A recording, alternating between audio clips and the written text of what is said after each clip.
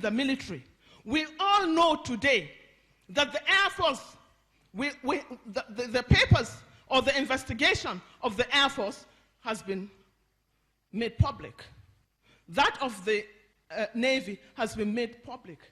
But that of the Army has been swept under the carpet by this government, because they are not only sustaining it, they are not only retaining those culprits, but they are still serving in various capacities in this government, of a government that is supposed to be fighting corruption more than any other place, or more than any other thing. Now, with this, we should also look at the irresponsibility of the political elite. The political elite in this country have done nothing but to cash in on this poverty, on this ill education of the mass majority of Nigerians. They use them, they have used you and turned your psyche into slaves, slaves of religious and ethnic manipulations. No one has ever seen the son of a governor even going out to campaign. No one has ever seen the son or the daughter of the president going out to campaign. And no son of even a councillor, not to talk of a senator or a chairman or a governor, that has been abducted or that has been slaughtered on the streets.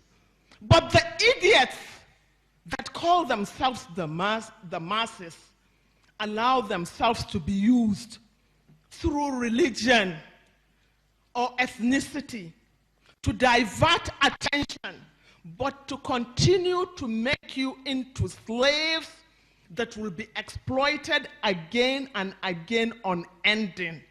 So until you put into your thick heads that you are no slaves to anybody, that the resources of Nigeria is ours, then you will continue to be enslaved.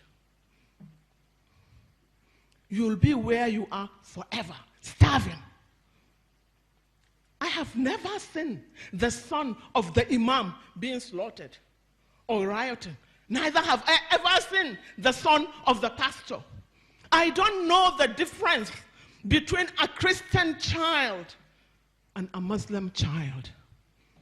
The girl child is the same. We all suffer the brunt of the problems of this society. We were all girl childs at one point or the other. So was our mother and her mother and her mother and mother before her. In every household today, women carry the brunt of the weight of the ills of her household, because the men have abducted their responsibilities. It is left to us to keep the children going. It is the same all over. But we are not prepared to look at that reality.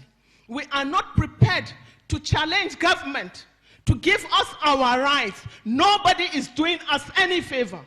It's our country. We have permanent right over our leaders. They come and go, but dead or alive Nigerians have permanent right over their leaders. And we must always demand those rights.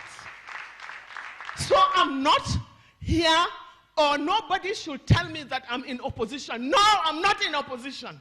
I'm seeking my right as a Nigerian. And that is what you should be doing, and that is where your thoughts should be going. Have you gotten what is due to you? Nobody owns the resources of this country. Nobody created that oil. Nobody created the arable land. We were not even consulted when the Europeans amalgamated the North and the South. We were not consulted. But having found ourselves there, there's nothing we can do but to make the best out of it. Have we made the best out of it? The choice is yours. So what are the implications to the girl child? This has, more than anything else, promoted the preservation and mental poverty or illiteracy on the girl child.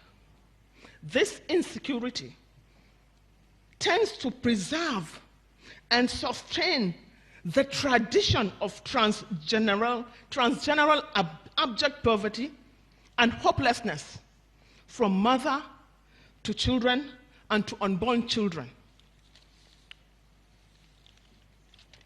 And the condemnation of the young and even immature girl into sustainable tradition of early marriage, premature motherhood, lamentable condition further complicated by their health challenges in terms of rapid breeding of VVF, infections, maternal mortality, coupled with abject poverty and illiteracy equals to a permanent catastrophe to their lives.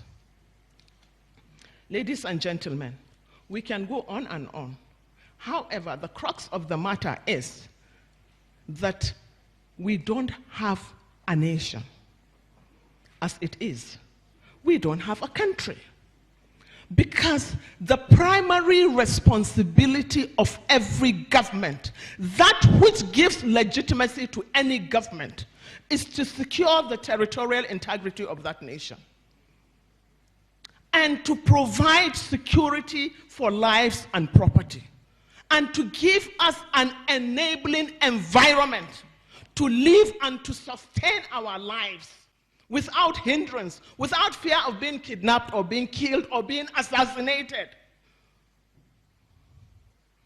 That is the primary responsibility of any government. Any government that fails to do this lacks legitimacy to govern and lacks and should be said to have failed, woefully failed. It is left to Nigerians now to decide, to wake up and say, have I been given what is duly mine? Have you received it? Or are you still parasites?